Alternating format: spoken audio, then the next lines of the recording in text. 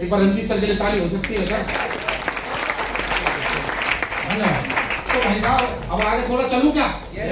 चलूं क्या? अच्छा, किस किस को आनंद आ रहा है सर? बोलो सत्यनारायण भगवान की। ये भाई साहब हमारी आदत है, पर कहानी को थोड़ा आगे ले चलते हैं। चले सर थोड़ा आगे, क्योंकि हमने तो सेमिनार नहीं सर, हम तो जिंदगी जीते हैं स्टेज पर। हमारे तो कोई प्रोग्राम में आता है तो उसे जिंदगी अपनी नजर आती है। ये लड़का जो सामने खड़ा है उसे लगता है ये मेरा कोई अपना खड़ा है स्टेज पर, और जब मैं सपने देख सकता हूँ तो पीछे मैं आपको भी छोड़ने वाला नहीं हूँ। दोस्त, अपने बच्चों को कुछ दे के जाना चाहे मत दे के जाना, पर उन्हें नसीब में सपने जरूर दे के जाना। उन्हें जो कुछ करना है जिंदगी में उनके साथ एक कंधे की तरह खड़े रहना, क्योंकि आज समाज में एक ही कमी है, हम खुद ही अपने बच्चों का हौसला गिराने में लगे हुए हैं। उनको बोलो तू कुछ बड़ा कर सकता है, हम तेरे साथ खड़े हैं। जो चीज हमें नहीं मिल पाई, मेरा जेटी में एडमिशन हो रहा था, नहीं मिल पाया मेरे दोस्त, पिताजी की नौकरी के कारण। पता नहीं मैं कहाँ होता इंग्लिश स्पीकिंग। उस जब आज से 20 साल पहले 15 साल पहले उस तक ट्राई करा, पर पिताजी की नौकरी चली गई। अब नौकरी चली गई, 4 बच्चे हैं, मुझे पढ़ाएंगे या सबको पढ़ाएंगे साहब? सबको देख के जैसे तैसे गुजारा करा है, जैसे तैसे हम यहाँ पहुंचे हैं। और हमें एक बात समझ में आ गई कि भाई साहब अच्छे हो ना तो अमीर बनो, और समाज में ना अमीर की बहुत वैल्यू है, बहुत वैल्यू है, इसलिए अमीर बनो और अपने खानदान का सेल्फ मेड करोड़पति बनो। सेल्फ मेड सबको मजा है। और ये आम आदमी की पेटेंटेड लाइफ है, ये जगदीश कबीरा की लाइफ होती, ये हम में से बैठे हुए 90% लोगों की लाइफ है। जो भी मैं दिखाने जा रहा हूँ साहब, यही जिंदगी चलती है और ऐसे ही चलती है, ऐसे ही चलती आई है। रजिस्टर्ड लाइफ है ये 90% लोगों की। क्या? बॉर्न एज ए राजकुमार, लड़का होता है राजकुमार की तरह पैदा। हमारे घर में राजकुमार आया है, ढोल बजवाते हैं, वो थाली वाली बजवाते हैं, पर ये शादी तक होता है राजकुमार, शादी वाले दिन बन के जाता है कुमार। और एक दिन का तो वो ऊपर लगा के तलवार वलवार लेके एकदम बस आग लगा देंगे। हेलो, होता है कि नहीं? घोड़ी घोड़ी बैठ के जाता है कि नहीं? पर भाई साहब शादी के 1 साल में ही हट जाता है, बचती क्या है? हेलो, क्या बचती है साहब? जो शादीशुदा है, जिनकी शादी को 7.5 साल से ज्यादा हो गए हैं, हाँ वो 7.5 शुरू हो गई है, कोई कह रहा था, मैंने सुन लिया भाई साहब आपकी। तो भाई साहब ये बचती है। और एक बात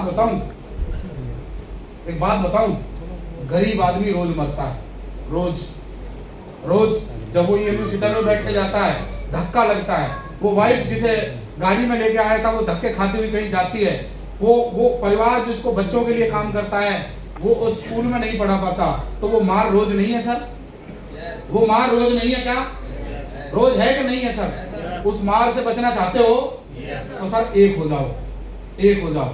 और आरसीएम हमें बहाने से, भाई साहब ये प्रोडक्ट तो केवल दिखावे के लिए हैं, असली मकसद है हम सबको एक करना और ये समझना कि आरसीएम से करोड़पति। रानी लक्ष्मीबाई महिलाएं बैठी होंगी, शादी से पहले होती क्या है? लक्ष्मी रानी होती है कि नहीं? रानी होती है कि नहीं? जब मन करता है उठती है, मम्मी बना दे कोई बात नहीं, देख लेंगे। हेलो, घर में जाती हैं तो 2-4 साल तक लक्ष्मी बनकर रहती हैं, और जिसे 7.5 साल से ज्यादा हो गए परमानेंट बाई का काम है। यस और नो? और रानी लक्ष्मीबाई क्या करती थी साहब? तलवार ना, वो तलवार तो नहीं चलाती, पर हाँ तो बोल रहे भाई साहब बेलन तो जरूर चलता। ये अनुभव भाई साहब निकल के आएगा। हर पति का दर्द है, हर पत्नी का दर्द है। और अब जो समय चल रहा है, करना चाहते हैं। एक बोला मेरे से, सर मेरी वाली तो कुछ कहती नहीं है, मेरी वाली तो, मैं उसे कान में बोला कि उसे पता चल गया तेरे बस की कुछ नहीं है, तो हार गई भाई तेरे से। सर चले तो गाना तो नहीं चला? नहीं चला सर, नहीं चला सर, चल ही नहीं रहा। बड़ा नाम करेगा।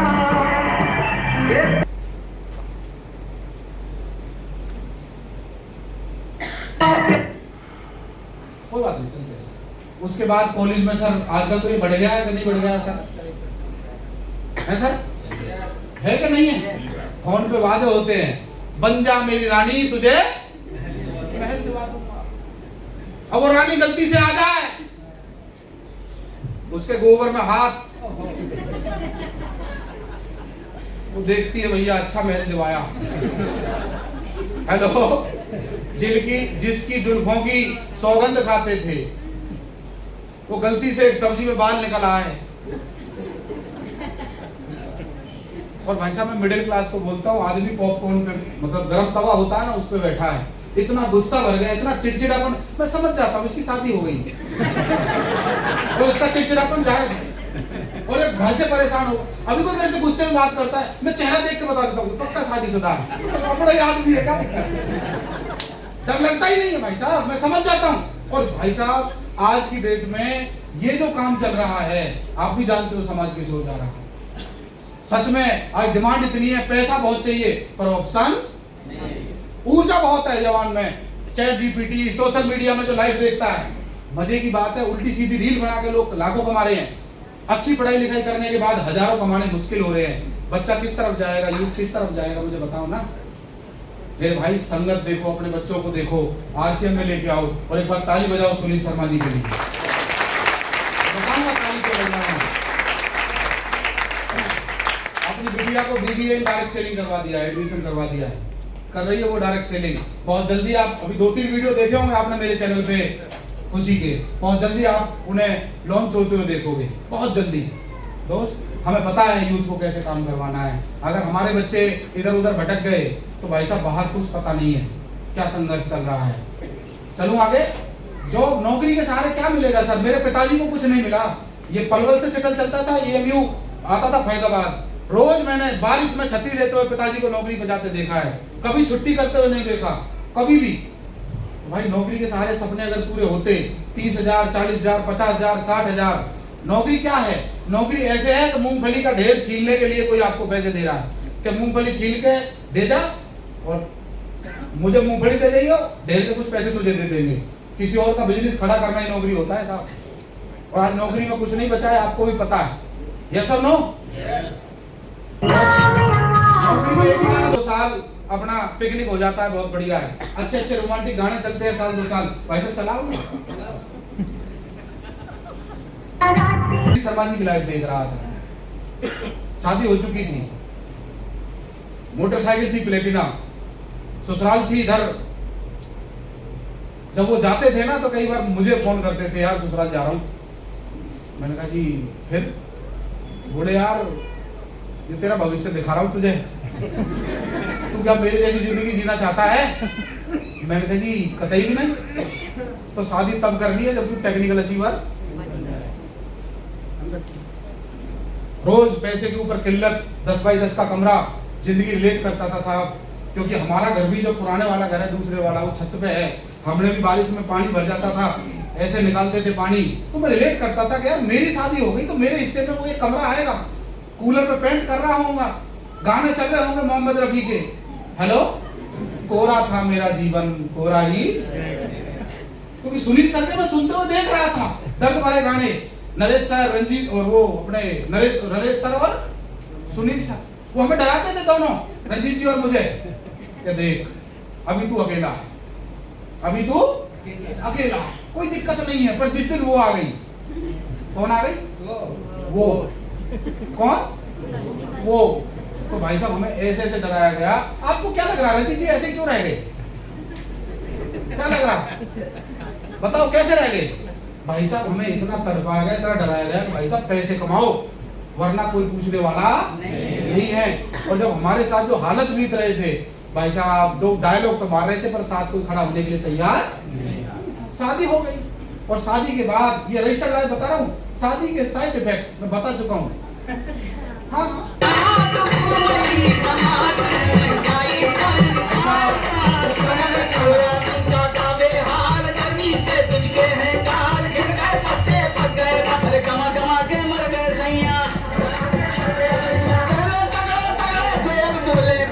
गाना आम आदमी का रजिस्टर्ड होता है। और ये फोटो थोड़ी देर पहले आ रहा था ना, वो देख रहे थे आप, एक मोटरसाइकिल पे एक वाइफ, एक ही वाइफ, उसके बाद बच्चे 3-4।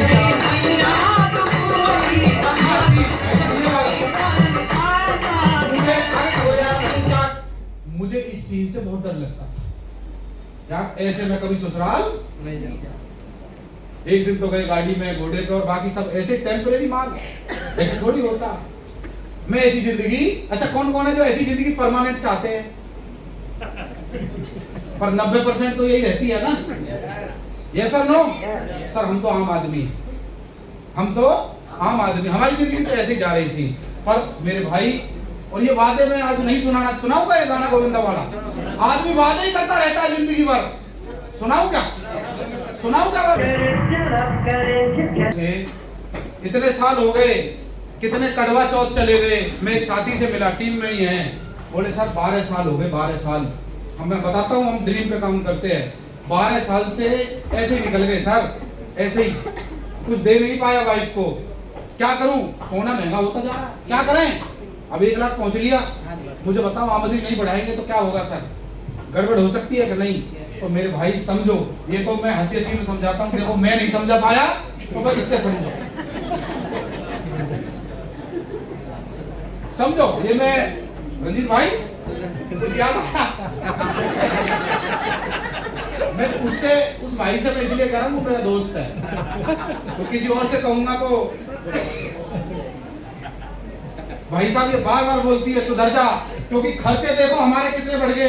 दूध के 2100 रुपए, बच्चों की फीस के 5000, टीवी के 400, सिलेंडर 1000 का, मोबाइल 1000 का, ट्रांसपोर्ट 6000, करते करते भाई साहब सब्जी भाजी मैंने सारी चीज लगाई है ईमानदारी से, क्योंकि आम आदमी हूँ, बजटिंग तो ऐसे ही होती है घर की। यस और नो? करते करते भाई साहब ये सारे बिल लगाए, और एक और आया ट्यूशन फीस वगैरह लगाई, एक त्योहार रिश्तेदारी 3000 रुपए लगाए, और भाई साहब बीमारी का खर्चा लगाया 2000, उसके बाद एक लास्ट में लगाया बीवी का खर्चा। वहां मैंने नहीं पता है तो है, ये अपना अपना हिसाब है। जिसकी शादी 2005 से पहले हुई है वो तो चुप करवा देता है अपनी वाइफ को, और जिसकी बाद में हुई है उसकी वाइफ चुप करवा देती है उसे। हेलो, क्योंकि स्टेटस अपडेट तो वही करती है ना, पहले वाली तो करती नहीं। और आदमी कितना खुश है, मेरी वाली बहुत बढ़िया है गुरु जी। अरे भैया बढ़िया ना है, बहुत कंपटीशन है, समझ। और ये खर्चा करने के बाद भी कितना खर्चा बन रहा है सर महीने का? 41,600 रुपए। जब बीवी का खर्चा मैंने 0 लगाया है, हालांकि है नहीं। आदमी का क्या है, 2-3 तरह के कपड़े, नीला पीला काला खत्म, रंग खत्म। और लेडीज का भाई साहब, मैं गलती से पूछ बैठा लिपस्टिक कैसे रंग की लाड़ी है। भाई साहब लाल में भी 15 तरह की शेड बताई नहीं, लाल में भी 15 तरह की शेड, ये मरूम है, ये ऐसी है, ये ऐसी लाइट पिंक फलाना। भाई साहब मैं हो लिया पागल, मैंने कोड बता। आदमी तो ऐसा ही भुलक्कड़ है, चश्मे सिर पर रख रहे होंगे पूरा ढूंढ लेगा, और वहीं बैठी बैठी वाइफ किचन बोल, अरे वहां रखे हैं ले लो, जो रात भूल जाता है आदमी, है ना? डॉक्टर साहब अनुभव सही है मेरा? सही अनुभव है। अब समझ में आ गया तो मैं हिंदुस्तानी आदमी हूँ, देसी। तो होता है हमारे साथ, ये समझो। एक तरफ तो भाई साहब ये है, मरते रहो, कुटते रहो, जो कुछ कर रहे हो गुस्सा निकाल लो, और कुछ नहीं, बच्चों को पीट लो, क्या दिक्कत है, अपने ही तो हैं। हम वो आखिरी ऐसी पीढ़ी है तो पिताजी को खूब पिटे, खूब, जैसे मन चाहे वैसे। मम्मी ने भी थपकी से और जैसे पीट सकते थे पीटे, पर हम अपने बच्चों को पीट नहीं सकते। आखिरी पीढ़ी बचे हम हिंदुस्तान में। यस और नो? यस और नो? और उन्हीं के जमाने में खर्चा नहीं था, अब खर्चा है भाई साहब इतना। तो डॉक्टर प्रेमपाल जी, आकाश का खर्चा इतना है। डॉक्टर लखन साहब, दीपक और राजू का खर्चा इतने का है, अलग अलग। तो आरसीएम तो करना पड़ेगा, आरसीएम तो करना पड़ेगा। ये खर्चा मुझे डर लगता था यार, ये करना है, मैं भी जिद्दोजहद में नहीं जीना चाहता था, करंट लगा, और ये समझ में आया कि मेरे पास 2 ऑप्शन है, एक तो जैसी चल रही है वैसी चल रही है, तो दूसरा क्या है, आरसीएम करो। क्या करो साहब? आरसीएम। आरसीएम अभियान बहुत बढ़िया अभियान है, पर ये करना क्यों है? आप नौकरी करोगे 25 साल 1 लाख पे पहुंचे, आरसीएम करोगे 1000 से चालू किया, यहां भी 1 लाख पे पहुंचे 50 साल में। सवाल ये है कि अगली पीढ़ी कहां से शुरू? मुझे बताओ, नौकरी वाले की कहां से करेगी, दुकान की कहां से करेगी? पर मुझे ये समझ में आया, वो जो नरेश सर जिनका मैं उदाहरण लेता हूं, स्टार अमराल अचीवर, उनका आतिशबाजी का काम, गवर्नमेंट का एक नियम आया कि आतिशबाजी शहर में नहीं हो सकती। तो काम धंधे में फर्क पड़ा कि नहीं पड़ा? हमारे पलवल में आगरा चौक पे था वो कोर्ट वगैरह सब दुकानें, बढ़िया मार्केट थी। गवर्नमेंट का नियम आया पुल बनाएगा और सब यहाँ से मार्केट साफ हो गए, कुशलीपुर पहुंच रहे कि नहीं? यहाँ भी चल रहा होगा कुछ ना कुछ, कहीं ना कहीं चलता रहता है हर शहर में। मेरे भाई एक गवर्नमेंट की एक पॉलिसी बिजनेस को आउटडेटेड बना देती है आज की डेट में। तो मेरे भाई इसकी कदर समझो। आरसीएम एक पीढ़ी को संघर्ष है, एक पीढ़ी को, उसके बाद आज आपको क्या लग रहा है कि कोई मेरे से ना बोल देता होगा तो मुझे फर्क पड़ता होगा? आज कोई मेरे से ये बोले कि तेरी टीम में रॉयल्टी और स्टार अचीवर का नाम बता, केवल नाम, मैं सच बता रहा हूं, मुझे आज सबके नहीं पता, सबसे मेरी बात भी नहीं होती है। मैं रॉयल्टी और स्टार की बात कर रहा हूं, मेरी सबसे बात भी नहीं होती है, क्योंकि 10 और 8 18 टेक्निकल है, उनसे भी रोज हो जाए तो बड़ी बात है। अच्छा, ये मेरी ताकत है कि नेटवर्क की ताकत? और आप भी बोल रहे हो सर अगले 5 साल में 5 गुना तो कम से कम हो जाएंगे। अच्छा, क्या लग रहा है मैं और ज्यादा बिजी हो जाऊंगा तो फ्री हो जाऊंगा? वाह भगवान इनकी सुन ना, सोचो, आप मेरा भविष्य बता रहे हो। मैं कह रहा हूं आने वाले 2 साल 5 साल काम करो, आप इस पिन को ले लो, मेहनत करो, आज के 5 साल बाद आप यहाँ तो आ सकते हो। क्यों सर? क्योंकि सांस भी कभी आप भी जीतोगे। ये है आरसीएम। हमने 24 साल 25 साल में क्या किया बता देता हूं। एक प्रोडक्ट से चले थे, आज 1000 प्रोडक्ट है आज की डेट में। एक सिटी से चले थे भीलवाड़ा से, आज पूरे भारत में हम काम कर रहे हैं। एक डिलीवरी सेंटर था भीलवाड़ा में, आज 16000 दुकानें हैं। एक ऑफलाइन स्टोर था हमारा भीलवाड़ा में, आज हम 1000 शहरों में ऑनलाइन सप्लाई है हमारी, ऑनलाइन डिलीवरी कर सकते हैं आप घर बैठे बैठे, कहीं जाने की जरूरत नहीं है। फर्स्ट ईयर का टर्नओवर, पहले साल का आरसीएम का टर्नओवर था 1 करोड़, और आज की डेट में पिछले साल का टर्नओवर है 2500 करोड़। हेलो, ये एमसीए की वेबसाइट पर रजिस्टर्ड डाटा बता रहा हूं आपको, वैसे ही नहीं। आज अब क्या लग रहा है 5 साल में क्या होगा? कितने प्रोडक्ट और आ जाएंगे साहब, आप बताओ? अभी हम नेशनल काम कर रहे हैं, क्या नहीं लगता है 1-2 देशों में चले जाएंगे?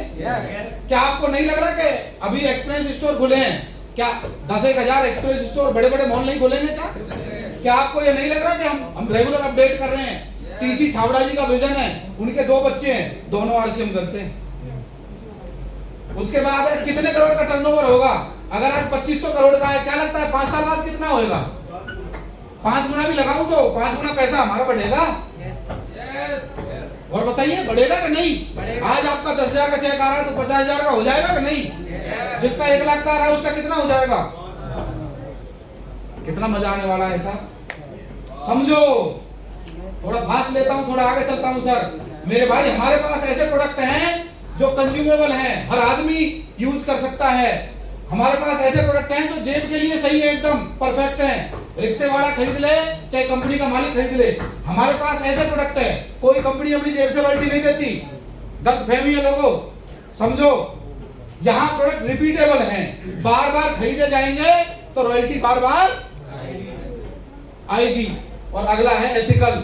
भारत में रहते हैं साहब, भारत के जो नियम कानून हैं उनके अनुरूप हमारे प्रोडक्ट हैं आरसीएम के। तो मुझे बताओ चलेगा कि नहीं? एक बार ताली हो सकती है आरसीएम के लिए। और टेंडर स्पीड से काम कर रहे हैं सर। मेरी मत मानो, एक मेरे चाचा का लड़का है जो पड़ोस में रहता है, उसकी स्टेटमेंट सुनो, समझो। मेरे भाई, ये देश के प्रधानमंत्री जी श्री नरेंद्र मोदी जी हैं, ये बोल रहे हैं स्टार्टअप इंडिया, स्किल इंडिया, आत्मनिर्भर भारत, महिला सशक्तिकरण, रोजगार मांगने वाले नहीं रोजगार देने वाले बनो। मुझे बताइए डायरेक्ट सेलिंग इस पर प्रभाव करता है कि नहीं? और मिलवाता हूँ एक बंदे से जो मेरा बिल्कुल दोस्त की क्लास फेलो है। अगर मैं अपना सब कुछ खो दूं, फिर से शुरू करना पड़े, तो खुद एक अच्छी डायरेक्ट सेलिंग कंपनी चुनूंगा। और ये स्टेटमेंट इंग्लिश में वीडियो में अवेलेबल है यूट्यूब पर, डोनाल्ड ट्रंप को आप सुन सकते हो।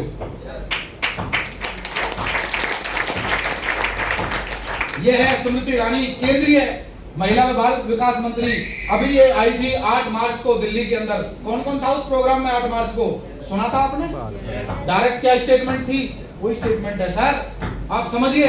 ये एक और है पीयूष गोयल साहब, केंद्रीय वाणिज्य उद्योग मंत्री भारत सरकार। मेरे भाई, ये अब प्रॉपर प्रोफेशन बनने वाला है, बच्चे पढ़ रहे हैं, पढ़ के ये पास होके आएंगे तो इन्हें असली और नकली डायरेक्ट सेलिंग में अंतर पता होगा कि नहीं? समझो मेरे भाई। थोड़ा आगे चलता हूँ। ये हेम पांडे हैं, पूर्व सचिव, आप समझिए। ये हैं रॉबर्ट टी कियोसाकी, वित्तीय सलाहकार रह चुके हैं व्हाइट हाउस में अमेरिका के। वो बोल रहे हैं कि यदि आप वास्तव में अमीर बनना चाहते हो, वास्तव में, तो नेटवर्क बनाओ, तो नेटवर्क बनाओ। जियो आज क्या बनाता है साहब? जियो क्या बनाता है साहब? नेटवर्क। नेटवर्क। दुनिया का हर अमीर आदमी नेटवर्क बनाने में लगा हुआ है मेरे भाई। ये है अमिताभ कांत, नीति आयोग सीईओ, इनकी स्टेटमेंट है। ये क्या बोलते हैं साहब? पढ़िए दोस्त, बड़े बड़े लोग, ये सब यूट्यूब पे अवेलेबल है सब। आपको ये समझना ही होगा कि ये काम करता है। ऐसा ना हो कि ये भी हमसे निकल जाए। आरसीएम, बहुत सारे काम धंधे हमसे निकले हैं। 3 कैटेगरी के लोग आरसीएम में आते हैं। पहले 50% लोग केवल सामान खरीदने आते हैं। हम सामान ले लेंगे जी, कभी कभी कहोगे तो। 45% छोटी सोच के साथ आते हैं, 1000-1500 का सामान लाते हैं बस। बोलोगे नहीं आएगा समझ में, पर 5% लोग आते हैं जो यहाँ अमीर होने और कामयाब होने आते हैं, जो इसकी ताकत को समझते हैं। मुझे नहीं पता आपको किडनैप करके लाया गया है, रात समझा बुझा के लाया गया, कैसे ही आए हो आप, पर जिसके साथ आए हो ना, उससे ये बोलना कि भाई मुझे काम आरसीएम के कामयाब आदमी से मिलवा, जिसके पैसे आ रहे हों, मुझे उससे मिलवा। मुझे पार्ट टाइम में ये जानना है कि 1 लाख रुपए कैसे कमाया, वो मिलवा देगा आपको। उसके साथ 1 घंटा 2 घंटा बैठना, वो आपसे दिल की बात करेगा। और बाहर आप 50,000 कमा रहा होगा, वो आपसे सीधे मुंह बात भी नहीं करेगा, क्योंकि बाहर बहुत अहंकार भरा पड़ा है साहब। और यहाँ 5 लाख कमाने वाला और ज्यादा सॉफ्ट मिलेगा। यस और नो?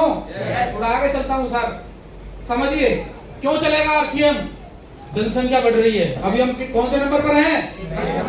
अब मुझे बताइए, क्या रोक सकते हैं हम इसे? अच्छा, ये फायदा है कि नहीं? यूं बोलो, भगवान जनसंख्या बढ़ती रहे, हमें क्या दिक्कत है? उतनी ज्यादा डाउनलाइन होगी, हम थोड़ी रोक सकते हैं। हम चाहे भगवान से कितनी प्रार्थना करें, ये तो बढ़ेगी। उसके बाद है 70 से 80 करोड़ लोग हैंड टू माउथ लोग हैं। बिग अपॉर्चुनिटी है सबके लिए। डायरेक्ट सेलिंग बड़ी अपॉर्चुनिटी है मेरे भाई, क्योंकि 80% लोगों के लिए, 90% लोगों के लिए आरसीएम काम करेगा। बाकी 10% या जो कंपनियां बच रही हैं, वो केवल उन पे ही काम कर रही हैं। और हम 9 रुपए का साबुन आज हमारे पास है, 9 रुपए का साबुन आज हमारे पास है। और 9 रुपए के ऐसे 10-15 प्रोडक्ट हैं, एक आध नहीं, 10-15 प्रोडक्ट हैं जो 9 रुपए के आते हैं। बताओ ना, कौन सी डायरेक्ट सेलिंग कंपनी है? लाके दिखाओ। कोई डायरेक्ट सेलिंग कंपनी नमक क्यों नहीं लेके आती 30 रुपए में? बताओ ना, हम तो 20 रुपए में दे रहे हैं। लाके दिखाओ ना। पता है क्यों नहीं लाते? क्योंकि उन्हें केवल अपनी जेब भरनी है मेरे भाई, समझो।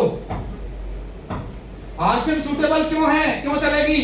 क्योंकि रेप्यूटेड कंपनी है, ट्रस्टेड कंपनी है। आज लोगों को भरोसा है आरसीएम पे। 25 साल बहुत होते हैं साहब। यस और नो? डेली प्रोडक्ट है, ये बता चुका हूं सर, मैं थोड़ा फास्ट लेता हूं। और जब आप यहाँ मीटिंग से निकल के जाओगे तो लोग आपसे बोलेंगे, क्या भाई साहब आरसीएम अभी चल रहा है? अच्छा, किस किस को मिलते हैं लोग? अच्छा भाई साहब आरसीएम अभी चल रहा है क्या?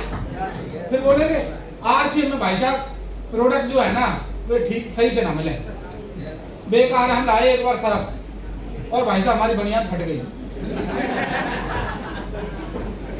अरे भाई, वो पुराना आरसीएम था, वो पुराना आरसीएम था। अब डायरेक्ट सेलिंग के प्रोडक्टों को सही होना पड़ेगा। अगर प्रोडक्ट सही नहीं होंगे तो मार्केट में चलने वाले, जैसे बाहर कंपटीशन है, यहाँ भी कंपटीशन है कि नहीं है? फिर कैसे खराब प्रोडक्ट बेच सकती है कोई कंपनी? उसके बाद अरे भाई साहब, हमारे शहर में पहले एक आरसीएम की दुकान है, वो तो बंद होगी। आरसीएम तो भाग गई भाई साहब। पहले चली बहुत जोर से, अब ना चली भाई साहब। मिलते हैं कि नहीं? अब भी मिलेंगे। उसके बाद हमारे यहाँ तो सब जुड़ रहे थे पहले भाई साहब, पूरा गांव का काम, अब पता ना सब बंद हो गए। मिलते हैं कि नहीं? पर मैं एक बात बताऊं, आप चलते रहोगे, काम चलता रहेगा, लोग आएंगे, लोग। उसके बाद आरसीएम की क्वालिटी बेकार थी, मिलते हैं कि नहीं? अब नहीं है, पर अब सुपर है। मैं दिखा सकता, आरसीएम की दुकानें भाई साहब बहुत दूर है, अब तो ऑनलाइन मंगवा लो। यस और नो? तो भाई साहब चीजें बदल रही हैं। जिसे मैं कट करता हूं सर, आगे चलता हूं, और इसे करना क्यों? ये मेरी लास्ट स्लाइड है सर। क्यों करना है आरसीएम? कितने लोगों के पास मोबाइल है? अच्छा, बाकी के पास नहीं?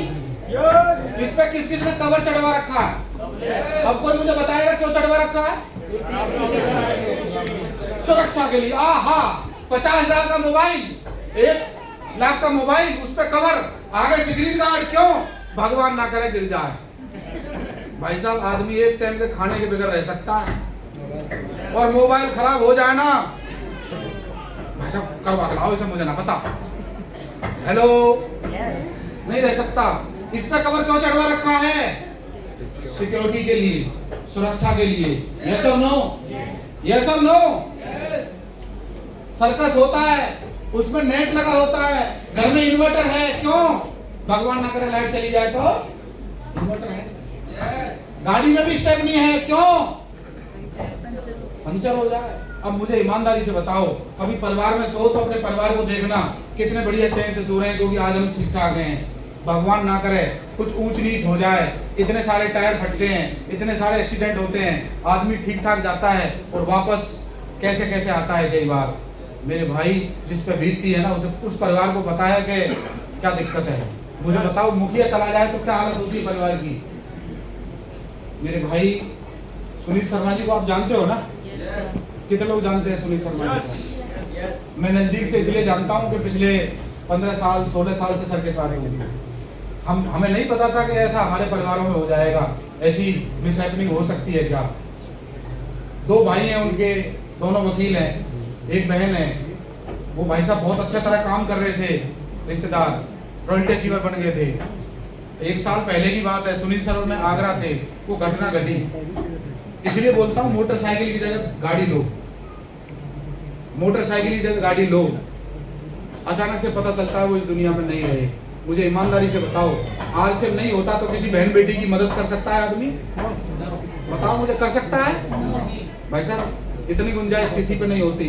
पर मैं आज गर्व से कह सकता हूँ, आरसीएम की वजह से आदमी की पूर्ति कोई नहीं कर सकता, आदमी की पूर्ति नहीं कर सकता। पर मैं गर्व से कह सकता हूँ, उनके घर में 1 साल बाद भी रॉयल्टी आ गई। उनके घर में आज भी 1 साल बाद रॉयल्टी आ गई।